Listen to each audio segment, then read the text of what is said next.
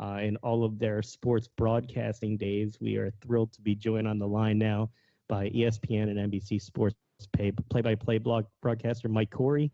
Mike, how you doing today, man? Yeah, I don't have any Korean jerseys yet, but I'll be working on it. We'll get something soon. Are you announcing any Korean baseball games yet, or at least you practicing for the possibility? No, I'm not. What's that? Are you practicing for the possibility that you could be doing some Korean baseball? Yeah, well, hey, I'm always open, right? You never know. I know. I mean, I don't know. I'd have to get up at like 2 in the morning on that, but it's good to be with you guys. I just picture broadcasters in their basement now, like practicing calls of game. Are you there, like staying ready for the call right now? Yeah, I know, right? I mean, yeah, I'm just kind of hanging out. I mean, it is a little tough because I've went over some old game film and trying to, watch some stuff back. But, at the end of the day, I'm thinking, well, probably not going to be doing too much here for at least another 3 months, So it's kind of interesting. You are we lost you a little bit there on the reception, so I'm not sure where you are. You're sort of a guy that started their broadcasting career locally, though. You're doing over 20 years now, but you spent 13 years with the Delaware Blue Hens. What was that experience like for you to start local here in the area to get your platform to go? Yeah, that was great. I mean, that was probably one of some of the best times I've had, doing games. We had such a great crew, of people, and we got to do, a national championship in 2003 when Delaware football won it all back then at 1AA. And Joe Flacco, I got to, work with him and do, some of his games, and he was here for a few years, so that was awesome. So, I mean, there's some really cool, this is some really cool times, and, I enjoyed that. I mean, that was my first real break. I mean, I graduated from UMass and was fortunate enough to get the job doing Delaware football and basketball right out of school, so that's how I got started. When you were at Delaware, did you cross paths with Tubby Raymond? I did. Yeah, that was my first 3 years. I worked with Tubby doing football. It was awesome. Again, I just graduated, so I'm 21 years old at the time, and he was 73. And we ended up doing like a radio show together every week for 3 straight years, and it was just a fun combination. I mean, you can think about that. And he was just funny, and we had a great time. I mean, that was I'll never forget those years. And I was there for when he won his 300th football game, his last game, of his career, and just one of the all-time greats. I mean, it was so much different, back then, really, than what it is now. But I'm glad I kind of broke in the way I did with him and got to work with him for 3 years. I'll never forget those years. What's it like? You get out of school, you get this job, and the first job that you have is announcing games or doing games and then doing a show with a legend. I mean, we're not talking about just another college football coach. Tubby Raymond is a legend in the industry. I know. It was. I was just so fortunate. I mean, I was very appreciative that kind of the fans and the people kind of, gave me a little bit of time because, I mean, I had a ways to go. I mean, I'll be the first to admit. I mean, it was like everybody had more experience than me. They could have gotten that job, but I was just fortunate enough to be the one, and I was like, okay, I got to work on a lot of stuff here. Then I think, by year 2, year 3, people really started to, I mean, they weren't like bad or anything. It was just that like I had a little ways to go for sure to get up to where I needed to be, but they were always very, very gracious and to get to know everybody and really become friends with the fans and become known as the voice of the Blue Hens. And, that was awesome. I mean, it really was. So we had a great time there. Going out downtown and people recognize you. It was just kind of neat for being a young kid, And then you go on to be able to not only call games locally on Comcast, other channels, and NESN, but then you get to NBC and you're doing play-by-play in the Olympics. What is that dream like for you to come true? Yeah, that was why I wrote back in the day in college. I remember, and I found this when they say, hey, where do you see yourself and what would you like to do 5, 10 years, whatever your dream. And I had wrote down to be on NBC. I was like, I grew up watching, NBA and, the NBA on NBC and all that kind of stuff. And I was like, man, I'd love to be on NBC. This would be so awesome. And, with any network, really. But for whatever reason, I was like, that was kind of the one. And then to have the opportunity to do the Olympics, it's just like, wow, how the heck is this possible? But it's honestly, when they have something like that, and you think, well, the Olympics, there's just so many more opportunities because they need so many more people to cover all the sports, and to do all the events. So that's kind of allowed me to have an opportunity because they needed some people, and lo and behold, it's just one of the biggest things that they do, So that was an experience, and I was hoping to, be back again for this summer, and obviously everything, was what happened. But hopefully next year I'll be back doing field hockey again, and that's what I've done the last 3 Summer Olympics. So it's been pretty fun. So, Mike, when you go to the Olympics, which you've had the opportunity to do multiple times, there's a lot of prep that goes. People don't realize the amount of prep that goes into it for a broadcaster.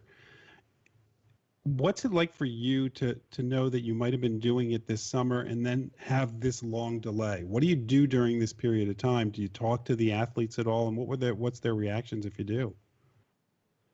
Yeah, I've been in contact with a bunch of coaches, to be honest with you, and then again, watching film and tape, and I can't do that all the time, but then talking to my bosses and people like that. There wasn't too much with the athletes or players or anything like that, because everything's going to change so much, from now until then, or even until college starts, however that's going to look.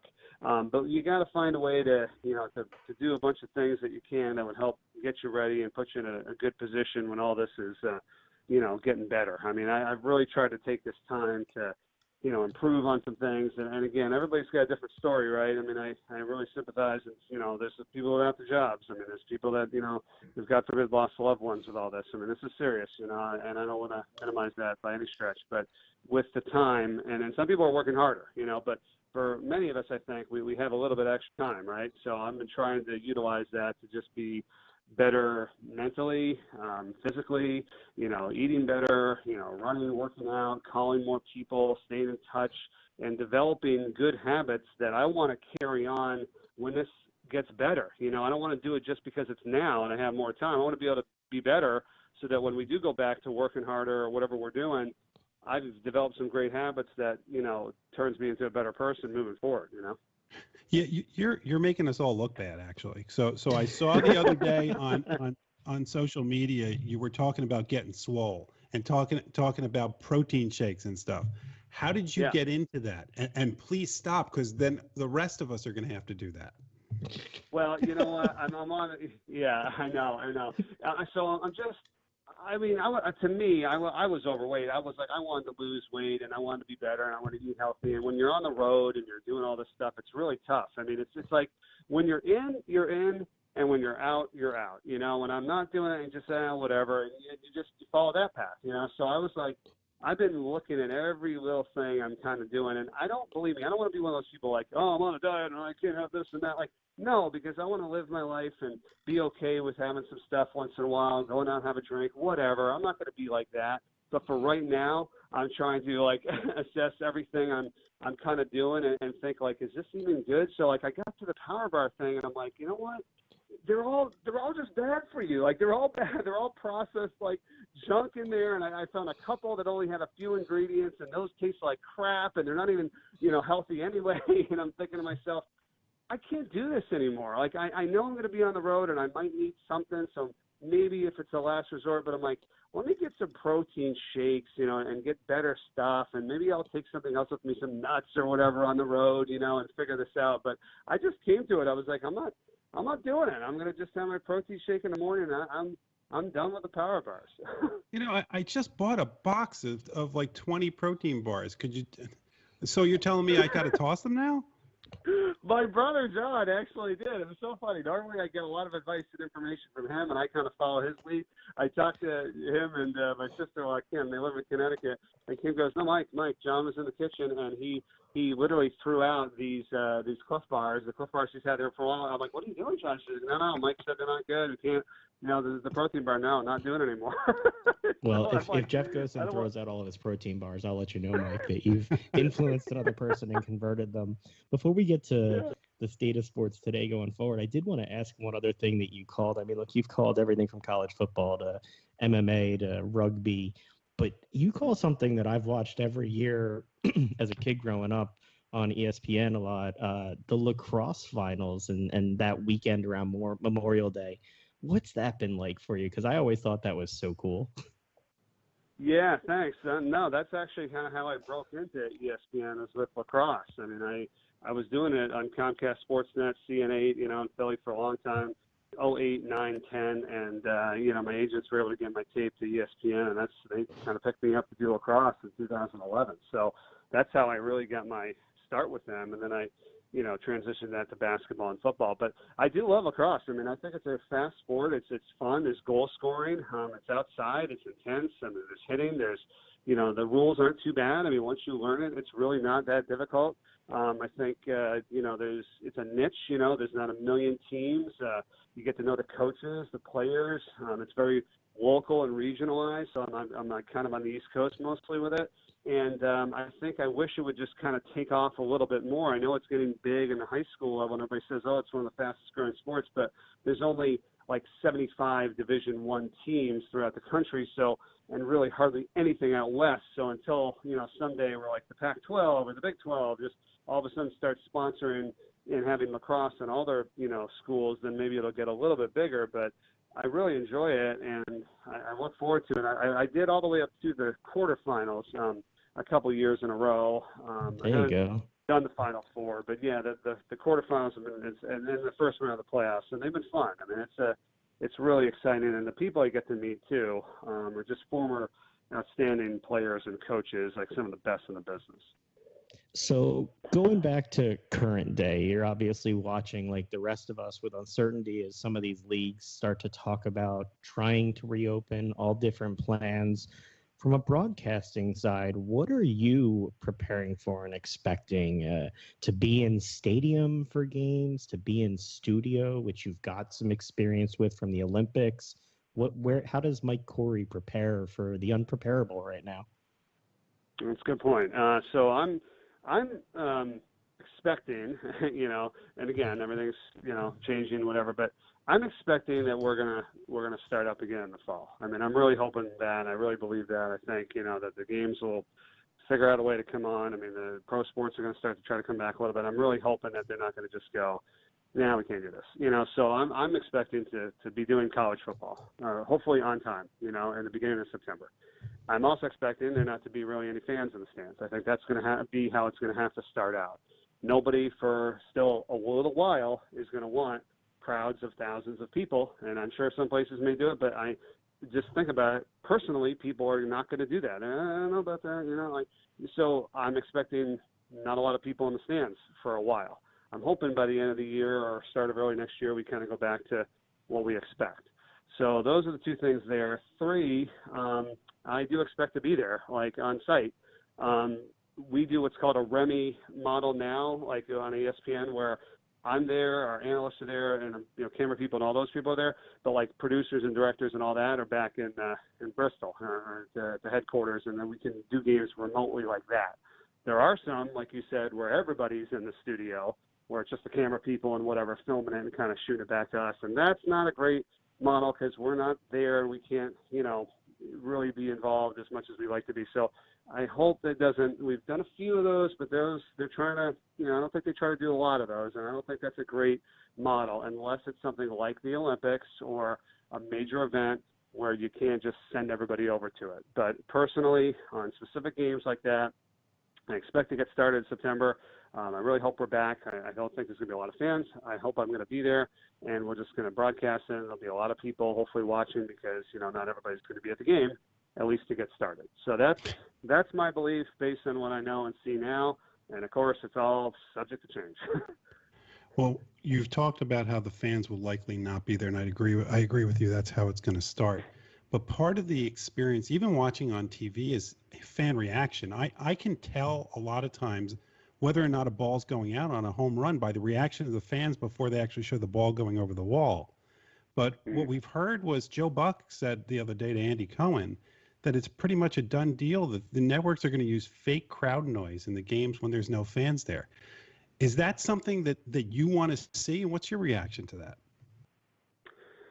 Yeah, that's interesting, and I as a broadcaster, I definitely like that because when I go do a game, I talk to the audio guy. It's one of the first people I talk to when I get there and say, hey, give me the crowd, give me the effects. And not the crowd as much. I want to hear the effects of the game, like, the baskets and the mics and, the parabolic on the football field. I mean, the crowd will do itself when they're there, but I want to hear the effects and a little crowd, of course, too. So, and I don't want to hear it any lower than what everybody else is going to hear. You know what I mean? Like, if you're all watching at home and you hear somebody say something or can react to something, I need to be able to hear it at least at that level. So I always have it that level or higher, so I feel like I'm in the game, so I can, like, lay back, let the guy pod the crowd up and chill, and it just makes me feel like I'm in the game. I can't stand doing games where there's no noise or no crowd.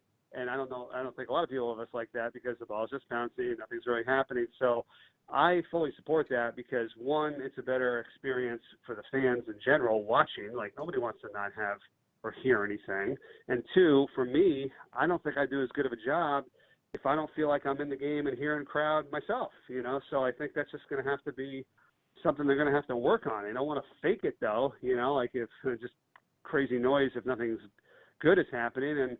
And who are you going to, how are you going to put it up and down? I mean, are you cheering for a particular team? You know what I mean? Like, how are they're going to mix that, So, well, who's going to be the arbiter of what you're going to hear? How loud the cheers are going to be? It's going to be like a laugh track on a sitcom. Yeah. Well, you will get, exactly, like a sitcom. You're absolutely right. But I think they will have the effects of the game, and that's what we want to. We always like to hear that, So I think we might be able to hear that even much better. I'd love to hear the quarterback and the players and discussion on the field, and maybe we're going to have to tell everybody down there to kind of keep it as clean as they possibly can. If not, whatever, they'll beep it out. But I like hearing that. So the sounds That's of the game, what I want we might even hear that. I want to hear the trash talk between them and everything else. Before I get to the last question, I just want to ask you, you mentioned hearing the fans. What's the impact of that on your call? The decibel level of the fans in the stadium and how that impacts, or the fact that you may not have that, how you prepare for calling a game when you may not have that emotion that goes along with it directly. Yeah, I'm going to have to work on that. You're absolutely right, because, like, I love doing basketball games where there's a huge crowd there and somebody will shoot a three, and sometimes I'll just be like, Johnson for three, and it'll go up and it'll go in, and the crowd will just go berserk, and I won't even say anything. Like, sometimes I do that. Like, that speaks for itself. I love that. Or after a touchdown, where you're really instructed to lay out. I mean, that's kind of a term in broadcasting. And after somebody scores or big play happens, shut up. Don't say anything for a little while. Let the crowd go. Let the director cut around the different shot, reaction. Like, that's what we're kind of told to do. So I'm going to kind of try to treat it the same way. Like, I don't want to get into a bad habit of doing something only because of this situation, and then it boils over until when everything does go back to normal, and then you're in a bad habit. Like, I don't want to do that. So I'm going to try to do as much as I can the way we should and normally do it, rather than get into a bad habit. You know what I mean? Like, it's like this time period. If we're going to do something now, and I'm working on trying to get up earlier every day, like, I'm not just saying, well, I don't have to get up for anything so I can just sleep in late. No, I need to get up early now so I can train myself so that when I really do have a ton of stuff going on, I'm up and I'm ready to go, and we can find things to do. So I'm not going to try to adjust too much. I'm going to try to keep it the way I would normally do it so I don't fall into that trap. Mike, we talk a lot about the platforms that athletes have and how they use them to make an impact in the community. That's one of the things that broadcasters and just anybody in sports, we love it when we see that. And you seem to be somebody who has been doing that and using your position and your platform for things like Special Olympics Delaware, Autism Delaware, and the Delaware Kids Fund. How did you get involved in that, and what's it like for you to be able to use your platform for these amazing causes? Yeah, I really appreciate that. I mean, thanks. I do. I try. I mean, I was with Delaware for a while, and I worked with Special Olympics Delaware, like emceeing a ton of their events for years. And the Autism Delaware is another great foundation, and for Artie Kempner, a good friend of mine, is a director for Fox Sports. They run this golf tournament every year in Delaware that raises almost $500,000. So I've been at that for the last 15 years, and and then this other great cause it's called Unlock the Light, and I'm sure if you check it out on my website there, it's a real cool feature. It's a feature we did on a former Delaware basketball player, and the story is tough. It's unfortunately he took his own life, but the family has done such goodwill from that, and hence put up this foundation and developing a house on campus at the University of Delaware for kids with mental health that they can go in for free and get help that they need. So I did just a great job by them to turn the most horrible negative into an extreme positive. So when I get word of these things or people tell me about it, and I'm like, you know what, this is great. I want to get involved. That's the kind of stuff I do like to get on the web and get on the social media and see if we can reach some people. I mean, that video is probably the single biggest thing I've done so far. I had like over 150,000, views, and we had heard from coaches and players and people that actually said that they stepped up to say that they had some issues and that they get to seek help. And the father of the young man who passed away was like, Mike, I think we got to some people. They actually said that they saved this guy. I mean, it's crazy. So when I can do stuff like that, that makes me feel good. I think, trying to help others. I'm not really a guy that's going to go on there and just kind of blab and talk about, hey, what about that play by LeBron? That's just not really me. So I do want to have a personality, though, and try to, show who I am and talk about different things and have fun, like the power bars and stuff. But I do appreciate that. I'm trying to do more of community stuff and help raise money for, different organizations. And then I think as it keeps growing, right, and it gets bigger and bigger, like I'm just kind of getting going on the social media thing. I mean, I really haven't been on it for too long, full board. So once it gets bigger and bigger, I think we're just going to be able to reach many, many more people and make more of an impact. So thanks for bringing that up. People can follow you on social media at Mike Corey Sports. If there's anything you're doing in the community that we can help promote, definitely let us know. And hope to get you back on sometime when there's games so we can talk about what life's like back as a broadcaster. But we thank you so much for taking the time and joining us today, Mike. Yeah, I love to do it. Jason, Jeff, thanks, guys. I appreciate it, man. Anytime you reach out, and hope you guys and your family stay safe, and we'll get through all this. So. Same to you. Thanks so much. You take care of yourself. We'll talk soon. You too. Thanks, guys.